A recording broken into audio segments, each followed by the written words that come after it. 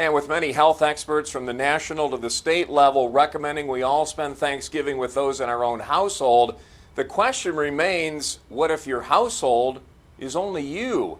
News 5's Spencer Humphrey got some advice tonight on how those of us going solo this Thanksgiving can still make the most of it.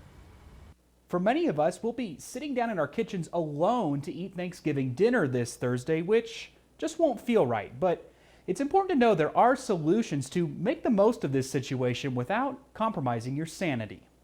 It's normally around this day each year that Tyler Wofford hops on a plane to Kansas City to spend some time with his family. But this year, I am just staying home with the dog and relaxing. he had to make a judgment call. My mom and sister, they're both nurses.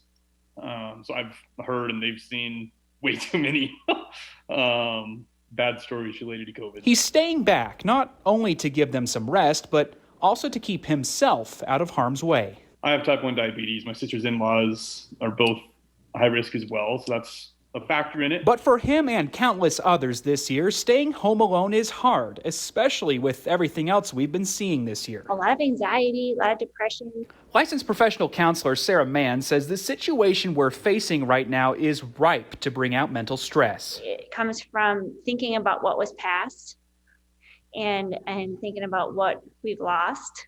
And obviously there's a lot of loss in traditions and family time right now. But she says that all can change if you just look at things from a new angle. Instead of thinking about all the things we're not going to do, let's think about what we can do. Of course, there are ways to still see your family. Even connecting via video, via phone. And since you won't be spending 100% of your holiday with your family virtually, take advantage of the extra free time you weren't expecting to have. Maybe it's spend the day creating art. Maybe it's watching all the Star Wars movies. Maybe it is trying something new, like exploring a new hike in town. It's all about viewing things from a different perspective. For Wofford, it means realizing that gathering while at high risk for COVID could have brought even more anxiety. I think we would all be more of a peace of mind, honestly, staying away from each other than we would being around each other. So let's go through tonight's rebound rundown. We know the issues being alone during the holidays can bring: anxiety, depression, loneliness, even boredom.